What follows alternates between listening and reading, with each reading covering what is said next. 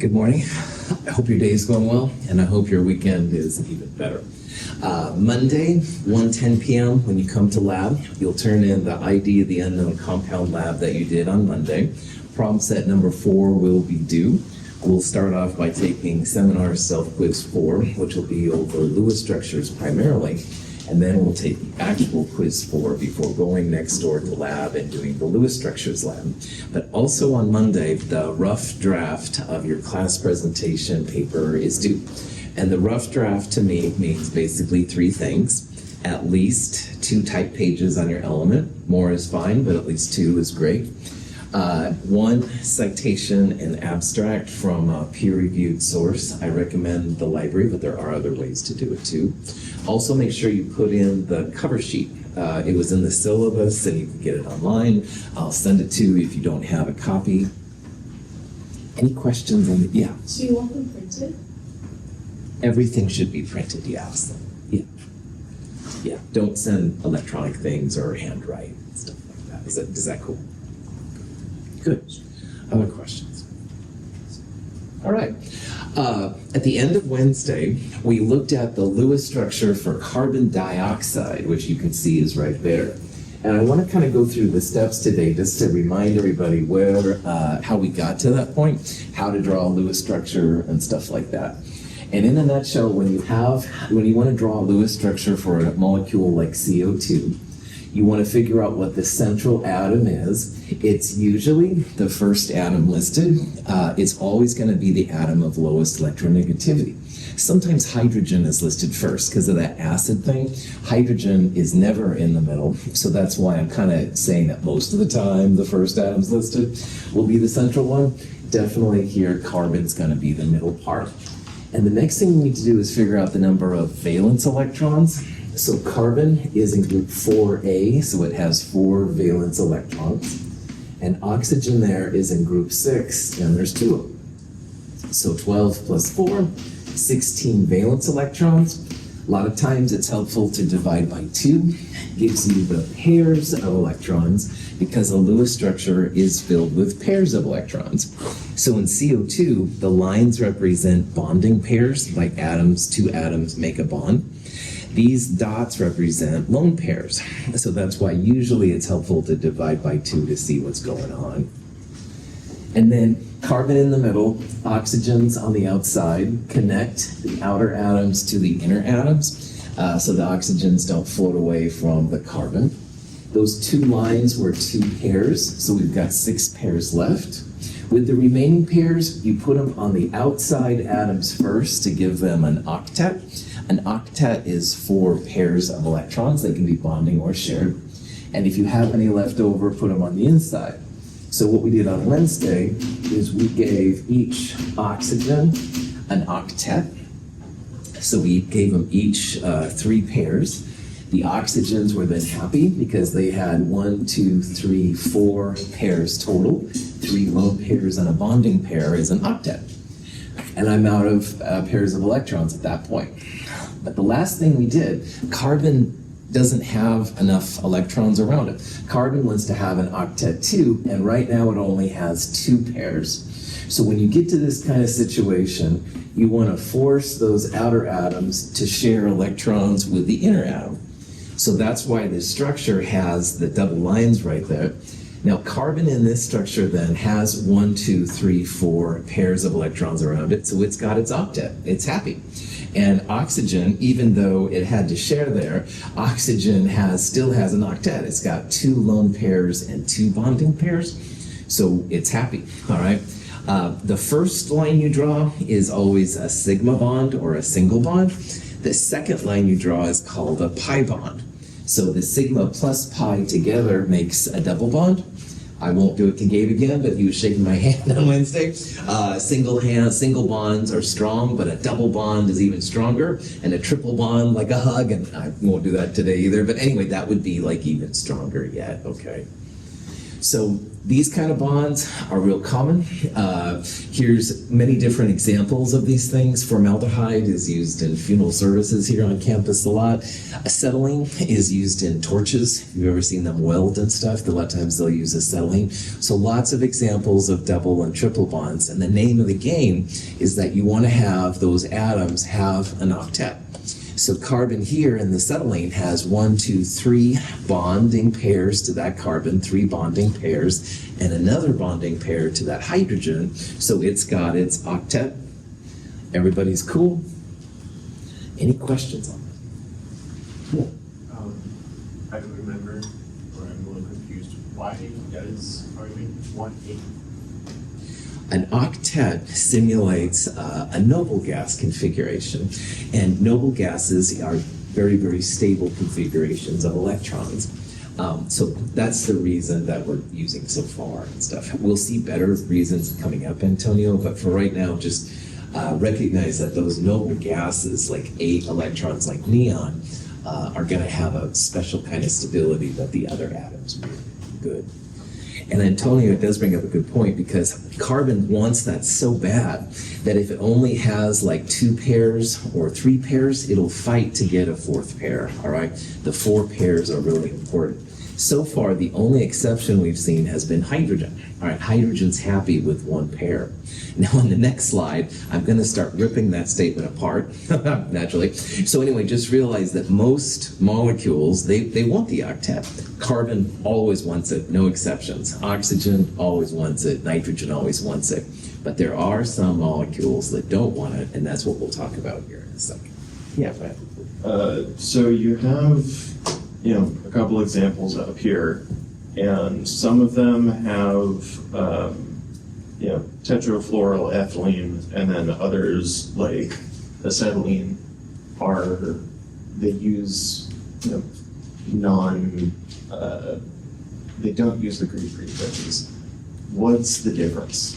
These are examples of organic chemistry nomenclature. And at the end of Chem 223, we'll talk about where these names come from. This is the only one, honestly, at this point that makes sense so far. We've looked mostly just at 2 types of atoms coming together, but there are other kinds. And in Chem 223, we'll look into that a little bit more. Good. But for right now, I'm just teasing you. Sorry. Fascist instructor. Other questions?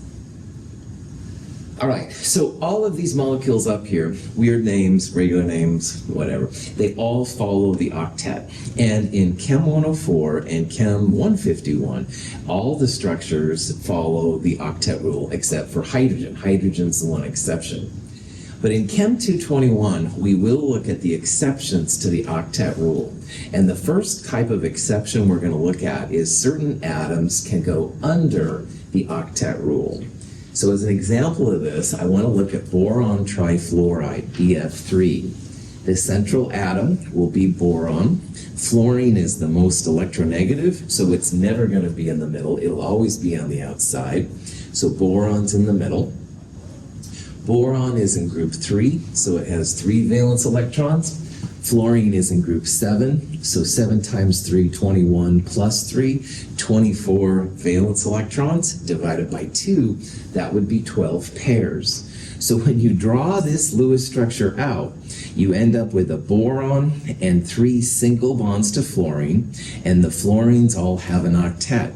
But the boron only has 1, 2, 3 pairs. And normally what we would do is we would make a double bond from the fluorine back to the boron. But fluorine hates making double bonds. It doesn't want to share its electrons. It's the most electronegative of all the atoms. So this is actually a stable structure. If you have boron, aluminum, gallium, or beryllium compounds, which we will see in this class, they can go under an octet.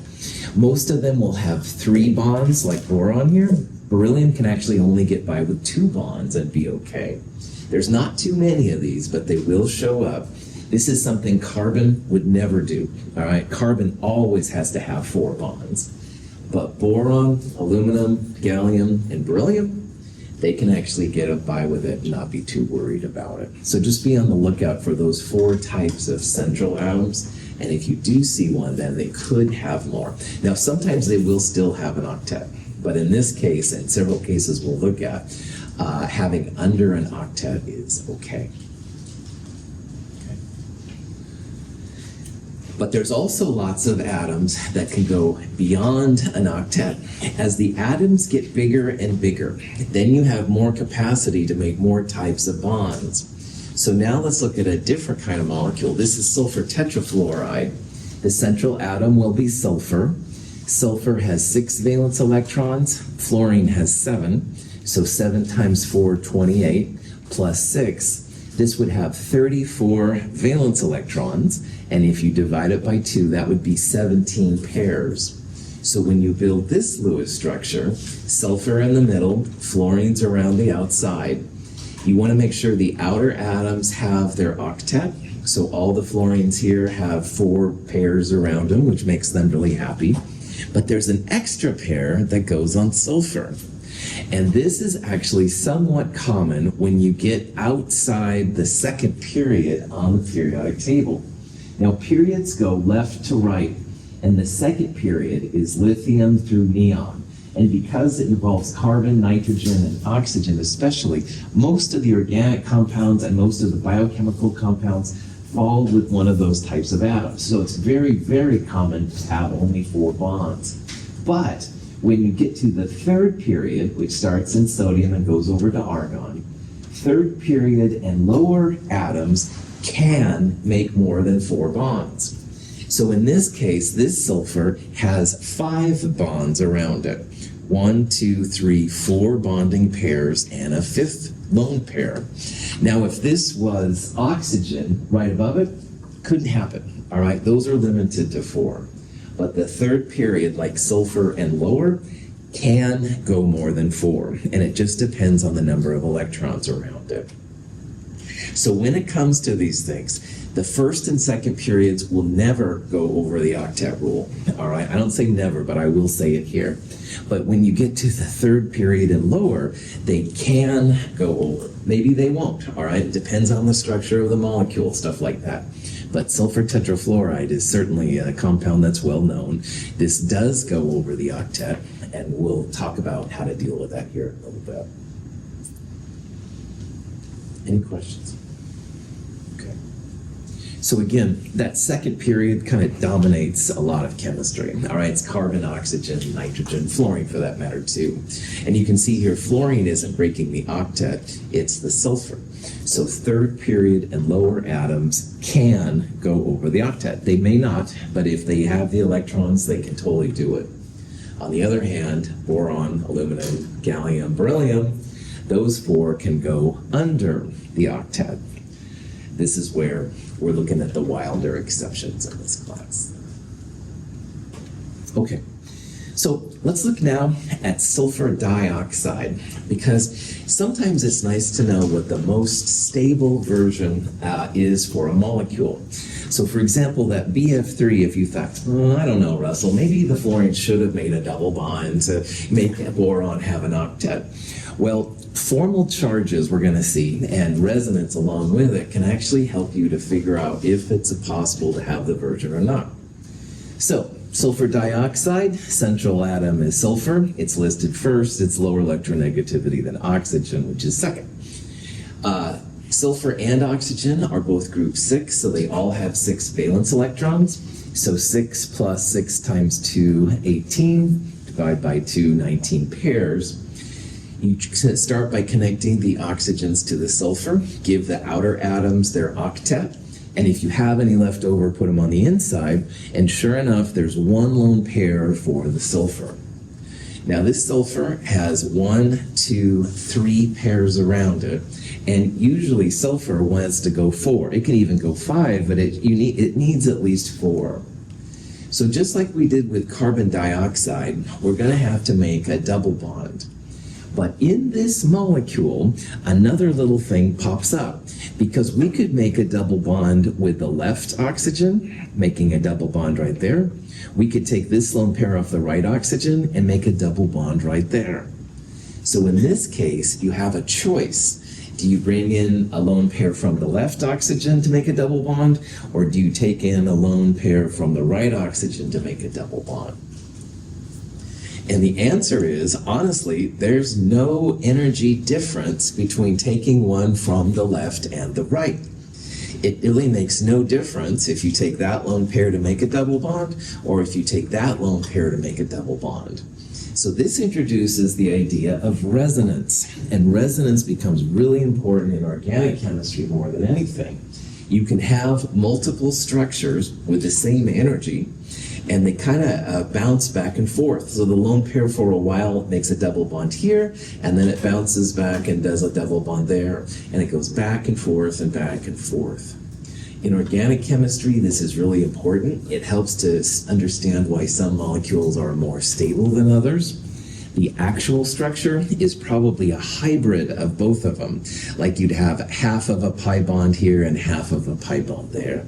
But people usually will write out like two different structures and stuff just to show what resonance is all about. So resonance is when you have a choice where a double bond goes. And if there truly is no difference in energy, you will see both of them, which is what we're seeing right here. Yeah. So it's kind of like isotopes with elements in abundance and stuff like that? No, isotopes are pretty stable, Brian. So if you're going to have an extra neutron, it's not going to, normally anyway, like break down to another isotope. But these are constantly going back and forth, all right? So it's really, you don't really have a double and a single. It's more like you have 1.5 bonds on each of them. Isotopes are usually, now if you get into radioactive ones, they'll break down, all right? But normal isotopes are pretty stable and they can coexist with each other. This is one molecule where the double bond is shifting, if you will, kind of like a ghost-like thing. So, cool question. Another thing we need to talk about is when you have an odd number of electrons in your molecule. So CO2 up here, when we counted the valence electrons, it came out to be an even number. And most of the time in chemistry, the electrons, when you draw a Lewis structure, will be even. But it is possible to draw a Lewis structure when you have an uneven number of electrons. And an uneven number of electrons results in a paramagnetic compound. Now in chapter 3, we saw how atoms can be paramagnetic, and they can be attracted to magnetic fields or repulsed by magnetic fields, but they're definitely more energetic. A paramagnetic compound is definitely more reactive, usually anyway, than their regular diamagnetic counterparts. They're called free radicals. That's another name for a paramagnetic compound. It just means you've got an odd electron bouncing around. So in NO2, as an example of this, nitrogen would be the central atom. When you count the electrons, nitrogen is 5 and oxygen is 6. So 6 times 2, 12 plus 5, 17 electrons. So this is an odd number. And if you divide by 2, you would get like 8.5, all right? So what I do when I try this in a Lewis structure and I have an odd number is I write it 8 plus 1. So that would be 8 pairs plus 1 lone electron. And then if you start making the molecule, the nitrogen in the middle, we'll start with the pairs, connect the outer atoms to the inner atoms, so that's 2 pairs. Give the outside atoms an octet first. So now I've got 1, 2, 3, 4, 5, 6, 7, 8. I've used up all my pairs, but I still have that odd electron. This odd electron will take up space on the atom. So what I would do is I would write just a dot. I will usually circle it just to make sure it's obvious to everybody.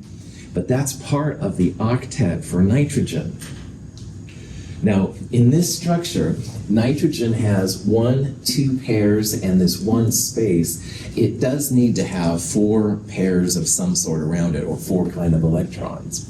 So what it's going to do, it's going to share one of the lone pairs from the oxygen, making it into a double bond. However, this is a molecule where you could also take this lone pair and make a double bond there. So NO2 is an example of a paramagnetic molecule because it has an odd electron. You can literally see the odd electron in the Lewis structure. But it also resonates because the double bond could come from the right-hand side, like I drew it there. It could also come from the left-hand side. This is a fancier version because I can't draw, but again, notice that odd electron. That's what's going to tell you if you have a paramagnetic compound. We're not going to talk about paramagnetic compounds too much, but when we do, you'll be able to see them because they've got that odd electron. And boy, are they reactive, all right? Some people think that cancer is caused by free radicals in our body. I don't know, but I know that they are more reactive, and it's cool to be aware of them. Any questions on that? Now, formal charges can be used to tell if you have a stable structure or not. And this is a really important concept. Formal charges are kind of hard to explain, but here's the kind of problem you might run into as a chemist. I'm going to go back to my CO2 structure right here, where there was a double bond on both sides. However, you really could have, whoops, extra blank, you really could have a triple bond oxygen on one side. So instead of taking a lone pair from each side to make this version, which I did, you could take two pairs from one oxygen, make a triple bond, and have a single bond over there. So as a chemist, you wonder then, well, is one of these structures better than the other? And that's where formal charges pop in. So formal charges, you're going to calculate a number, and it's very easy math, but you're going to calculate a number for each atom in the Lewis structure. And all of those formal charges together will equal the charge on the molecule if there is one. So CO2 is neutral. All of our charges should go to zero. But here's the interesting thing. The more zero formal charges you have, the more stable the structure. We're going to calculate here in a little bit that the oxygen here, the single bond oxygen, has a formal charge of -1. And a -1 is like a beacon to things that are positive. Positive things will see this negative beacon and come in and attack. Likewise, we're going to see that the oxygen with a triple bond has a positive charge, and negative things are going to attack these things with a positive side. The structure I drew initially has all zeros, so it's kind of like stealth mode for CO2. And positive and negative things will just bounce around it, they won't see it. But this version, they will. So let's talk about what formal charge is. Formal charge officially is the group number for the atom minus the number of bonds minus the number of lone pair electrons. So the bonds are just the number of lines. The lone pair electrons are these right here. So let's look at some examples of how you can do it. We'll start with a hydrogen cyanide example, and then we'll come back to CO2. Formal charge calculations can often help us identify the most stable isomers of molecules. Consider the isomeric compounds, hydrogen cyanide and hydrogen isocyanide. Both structures have octets of electrons about carbon and nitrogen. The formal charge on carbon and hydrogen cyanide is 0. Similarly, the formal charge on nitrogen is 0. In hydrogen isocyanide, the formal charge on carbon is -1. The formal charge on nitrogen is +1. Because the formal charges are non-zero in hydrogen isocyanide, we can predict that this isomeric form is less stable than hydrogen cyanide, as found to be the case. So when you have a hydrogen, a carbon, and a nitrogen, there's an isomer. An isomer is the same number of types of atoms, but different configurations. This one has carbon in the middle and nitrogen on the outside. This one has nitrogen in the middle and carbon on the outside. Carbon and nitrogen, they all have their octets. Hydrogen only needs one bond. So all of those things are fine. But when you calculate the formal charges, notice the HCN, everything is 0. All right, this is stealth mode. All right, down here, the isocyanide, you end up with a +1 on nitrogen and a -1 on the carbon. Now, if these are good structures, the sum of all these numbers will equal the charge on the molecule if there is one. And HCN is neutral, it doesn't have a charge. So 0 plus 0 plus 0 equals 0, good structure. This one too, 0 plus 1 minus 1, add those together, it goes to 0. This is a good structure. But what formal charges will tell you is that we would absolutely predict this is a more stable compound than this one right here. And I had a friend that used to do research on hydrogen isocyanide, and he had to keep it like at minus 50 Celsius, because if it got anywhere near room temperature, it would start to break down. Oxygen is mostly negative. It'll attack things that are positive, like nitrogen. Sometimes water can attack negative things too. So the more positives and negatives you have, the less stable it's going to be, and we'll see. So on the next one now, we'll do some actual formal charge calculations here for these versions of CO2 so you can see how to calculate it and then analyze it.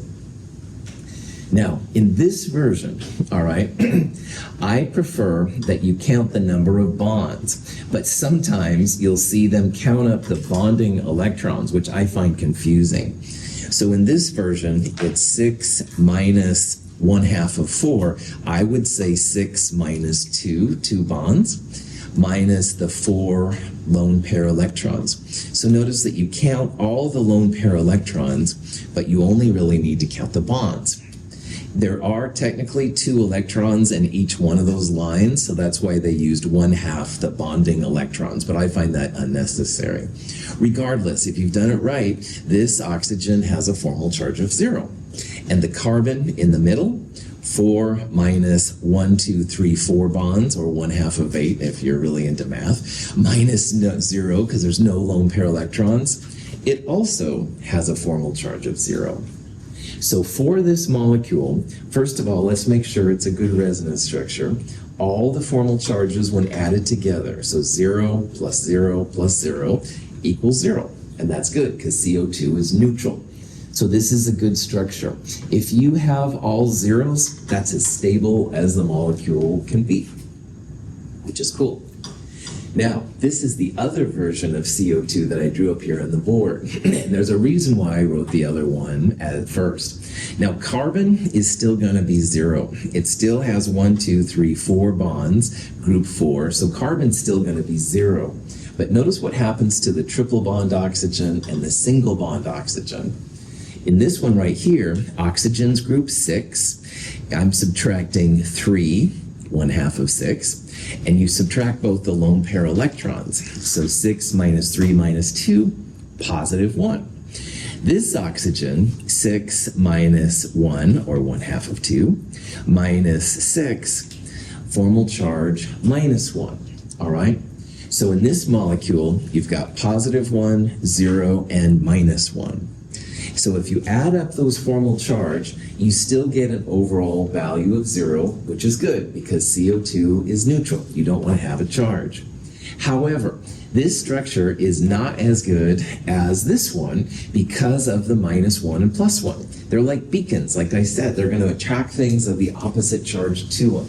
This version, stealth mode, all right? Nobody knows. CO2 and water in our blood makes carbonic acid.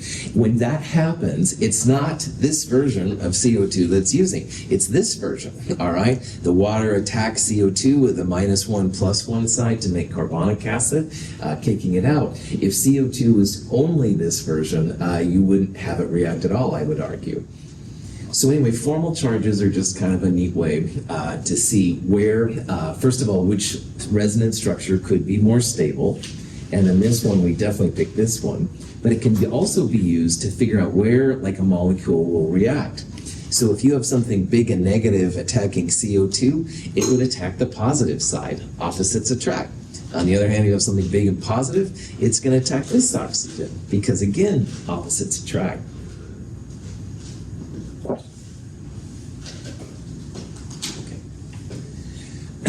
There's different ways to do formal charges. The ones we're going to see most of the time will be carbon and oxygen, all right? Oxygen especially. If you have an oxygen with 2 bonds and 2 lone pairs, that's going to give you a formal charge of 0. So in the CO2 version, it was this one right here. In water, you'll have 2 single bonds and 2 lone pairs. That's another way to know you're going to have a formal charge of 0. Carbon loves to have 4 bonds, 4 single bonds, 2 double bonds, a double and 2 singles, etc., etc.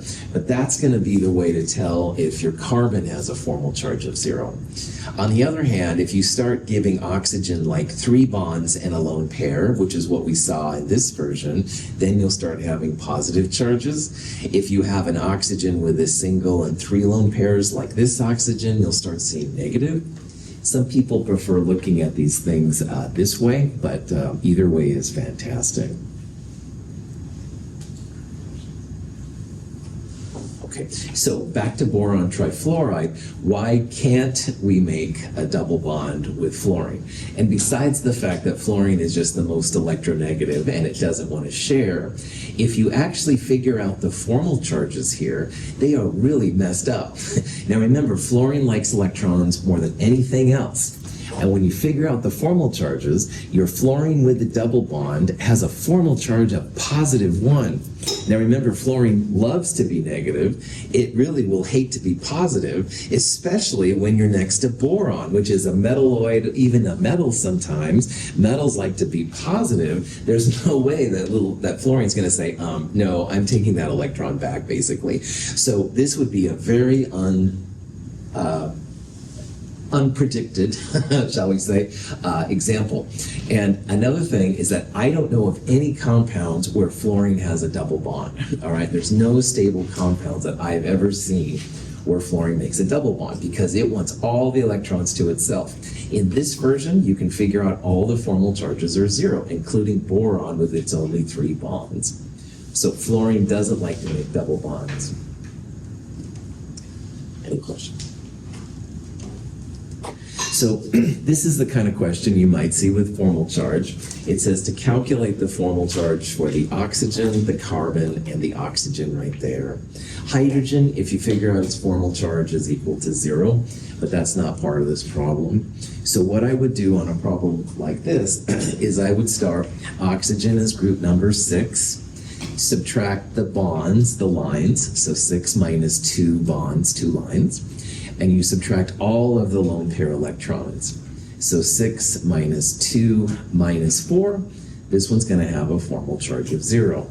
And like we said, if oxygen has 2 bonds and 2 lone pairs, happy as it can be. Carbon is also happy as it can be when it has 4 bonds around it. 4, the group number, minus 4 bonds and no lone pair electrons, 4 minus 0. This one's also going to have a formal charge of 0. But this oxygen right here is like this oxygen right here. There's going to be something strange here. So group number 6, 1 bond, so 6 minus 1, subtract all the lone pair electrons, minus 6. This one's going to have a -1 charge. So when you look at all of these, this would be the right answer. Now, the sum of all the atoms together must equal the charge on the ion, if there is one. For CO2 and BF3, it was neutral. We didn't have it. But here we've got -1. So remembering that hydrogen's 0, hydrogen 0 plus 0 plus 0 plus -1, all of that equals -1. So that's another way to make sure that all your structures are good. The sum of all the formal charges equals the charge on the molecule. Questions? All right.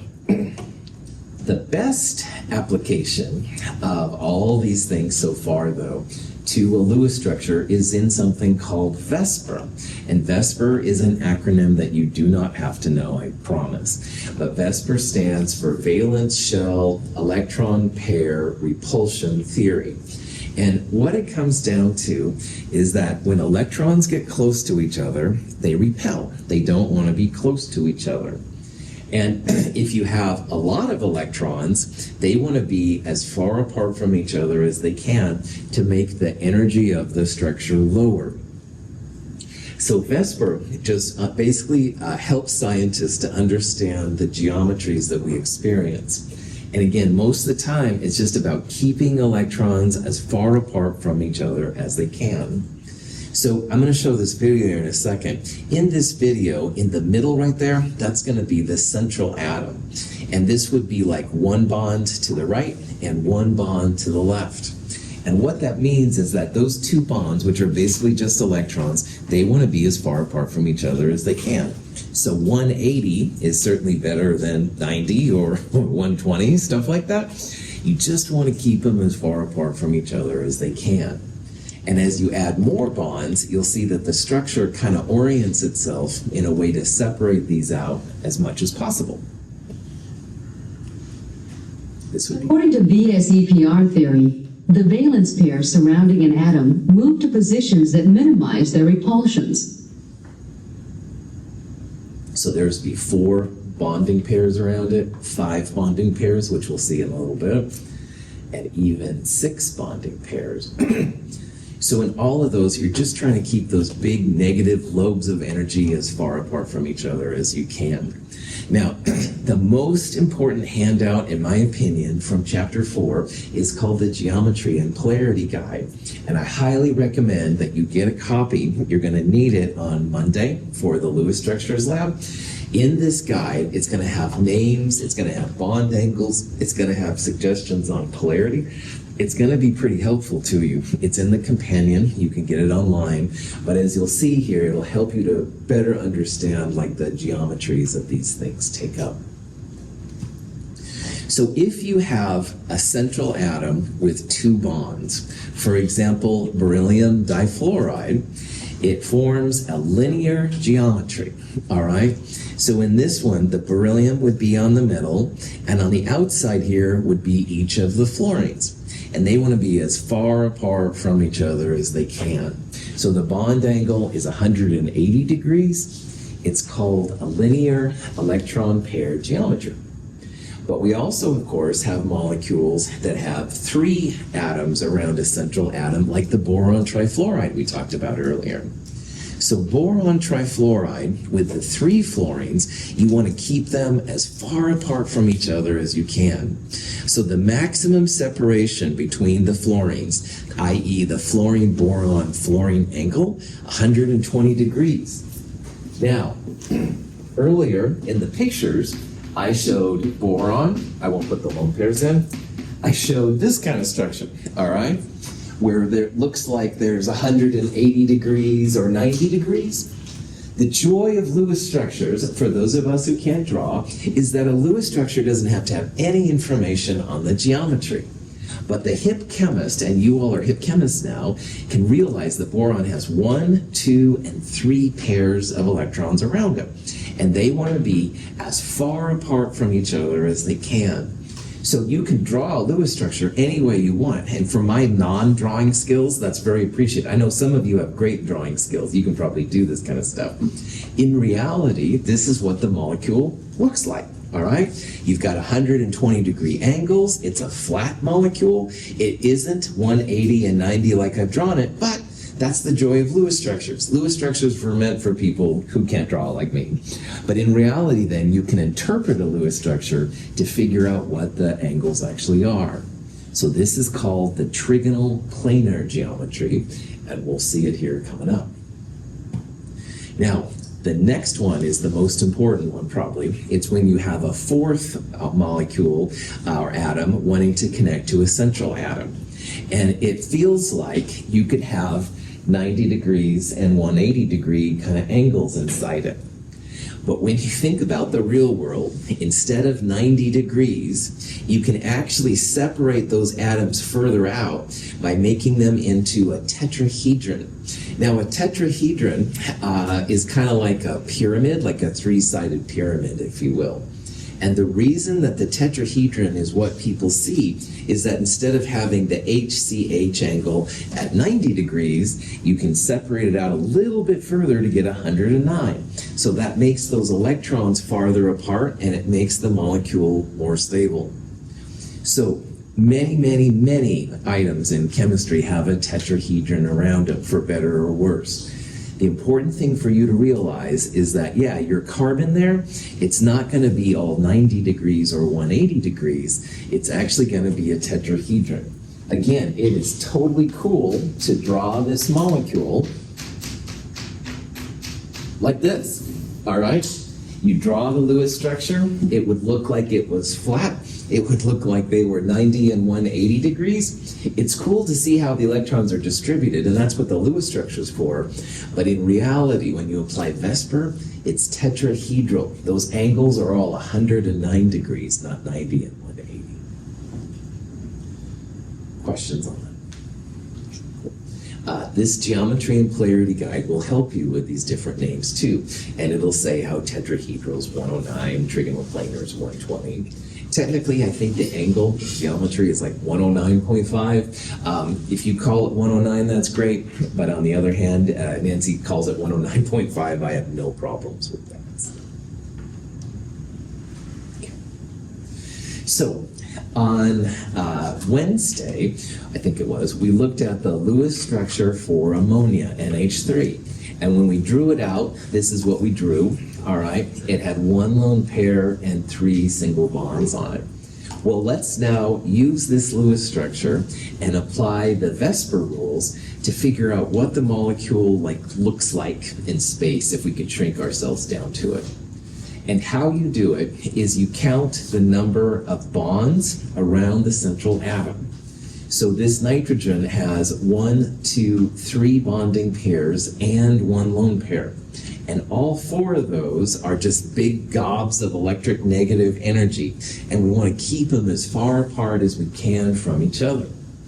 So when you have this, the very best geometry you can get is when you put them in that tetrahedron. It's called the tetrahedral electron pair geometry.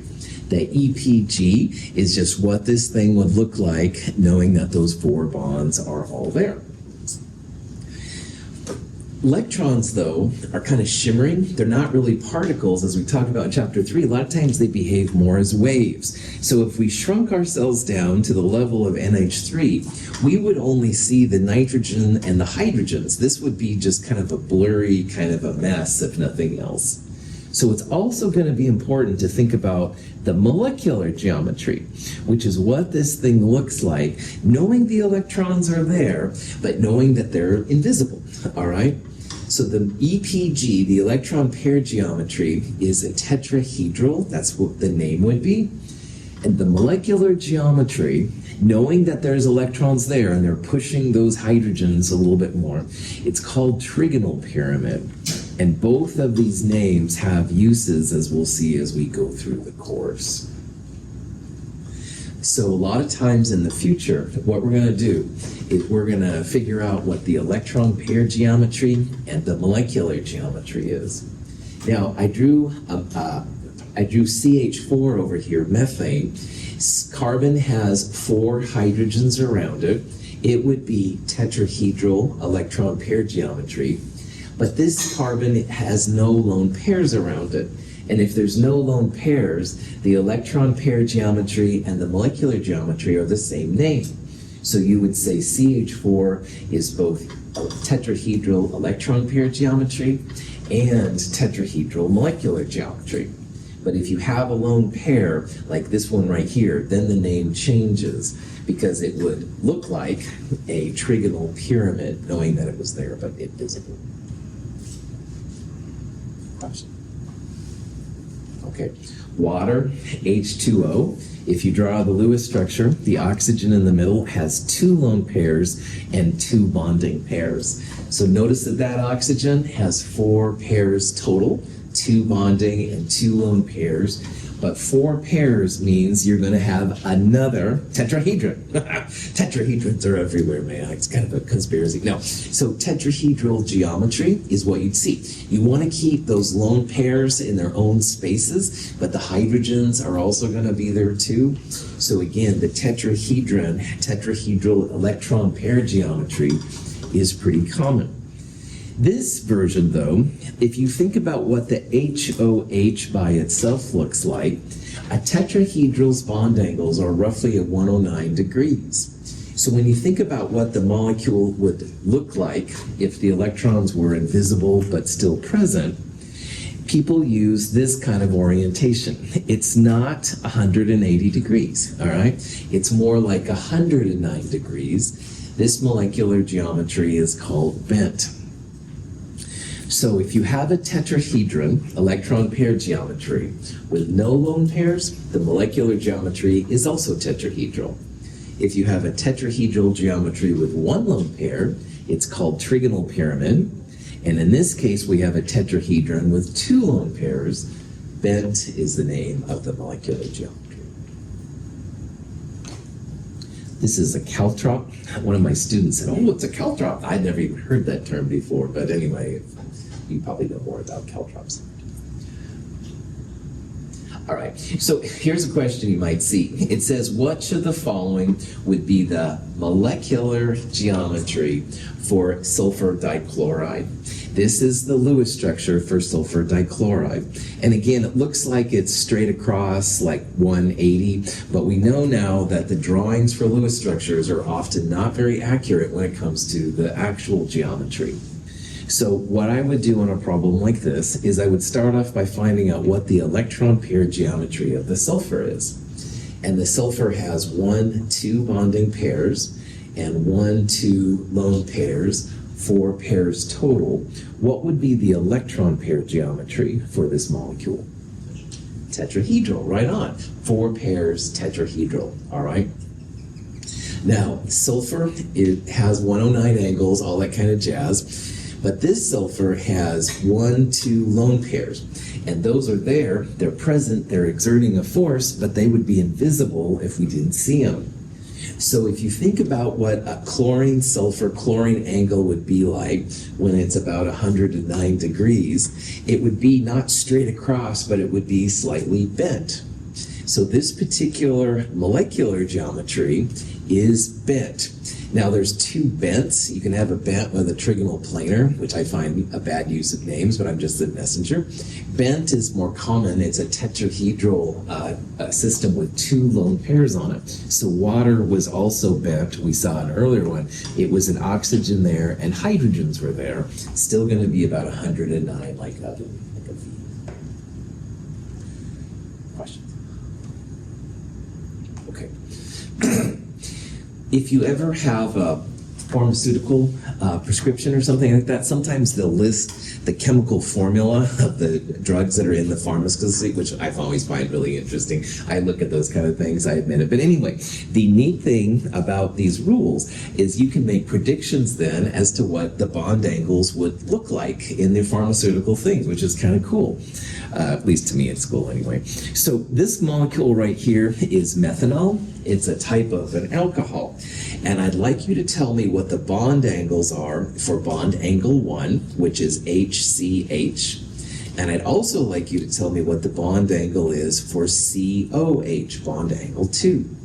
Now again, remember, Lewis structures and those pharmaceutical structures, if you ever see them, they're going to be flat. They won't represent the geometry.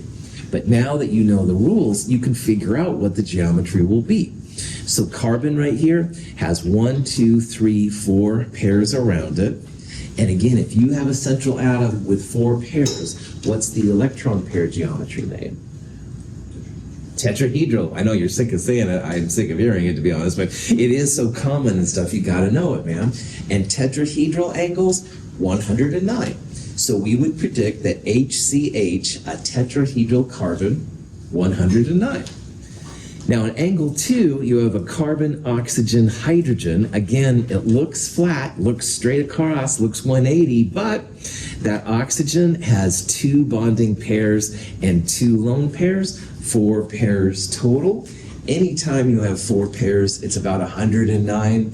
Angle 2 is also about 109. They're both in tetrahedral systems.